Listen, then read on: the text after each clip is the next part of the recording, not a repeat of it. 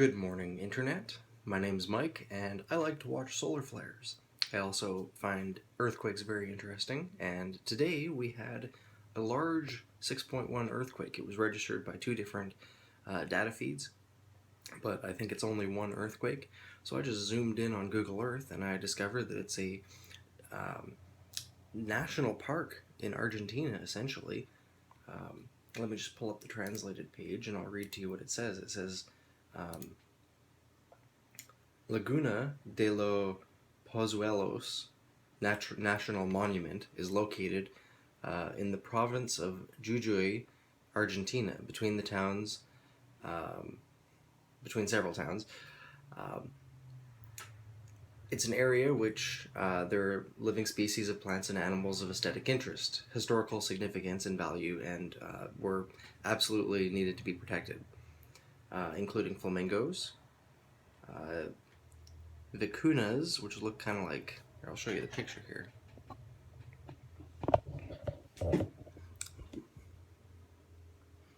And if I open up the map page, you will see there it is. I'll just open up Google Earth, and there's the 6.1 earthquake that was registered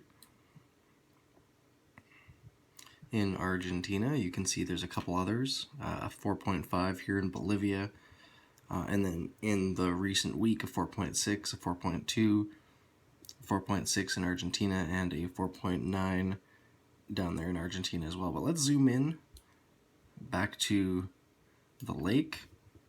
I can also rotate it a little bit to get some perspective of the area. So there's a town right here, Rinconada.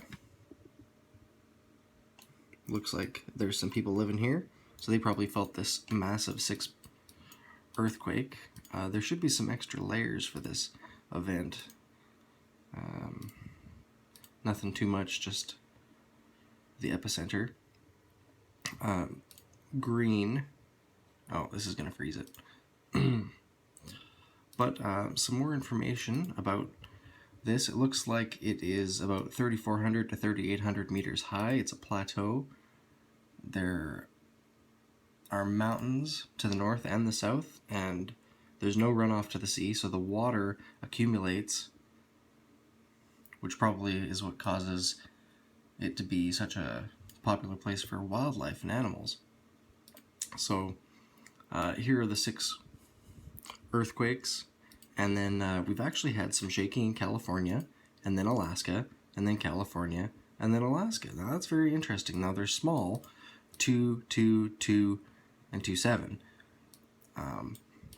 But with some movement down here, about 96 minutes ago, there's bound to be some other movement. So here's that 2.2 in California, and the 2.7 in Alaska, just over half an hour ago. These are the kind of things that I look at. It's my hobby, something I like to pay attention to. I feel better knowing about it and understanding it. I find it fascinating. It doesn't really scare me anymore, although the last few days we've actually been kind of watching for large earthquakes. We had a double solar flare at a time when the sun is pretty quiet, and there's also, I'm going to show you this as well.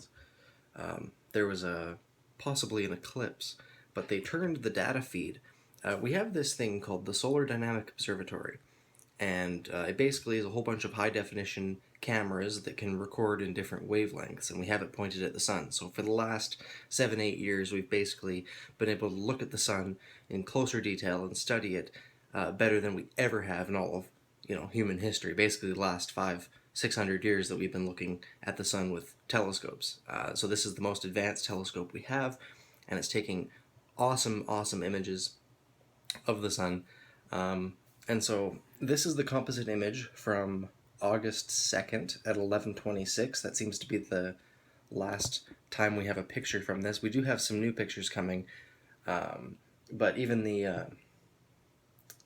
it's called AIA 171. It's the yellow one. We haven't got any new images from that since before this eclipse picture was taken. So I'm going to show you both here right now. So here you can see something is passing in front of the camera, and they turned it off. So here's about half an hour, well, a little less than half an hour before that from the AIA 171.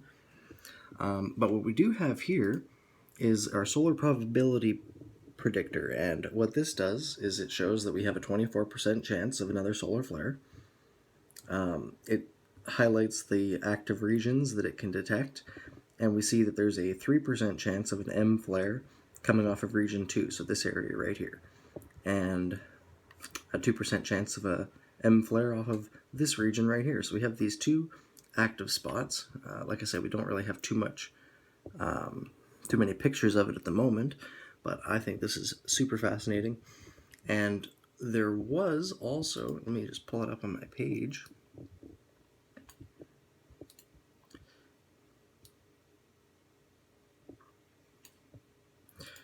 There seems to have been another burst off of this side here. So if you just watch, this is the July 27th, August 1st,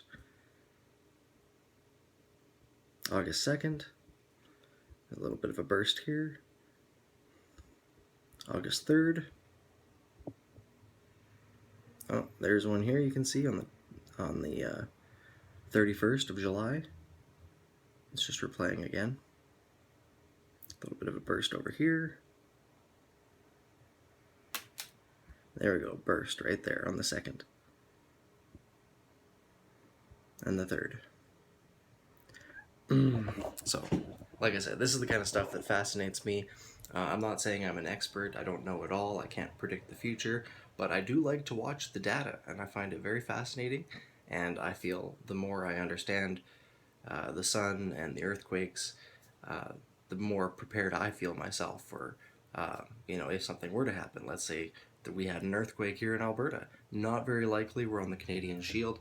However, occasionally, over the last couple of years, we have gotten earthquakes out west, about an hour and a half west, which is kind of strange. So I like to keep my eye on it. Also, about 3 hours south is the Yellowstone National Park, and if you know anything about that, that is a dormant supervolcano.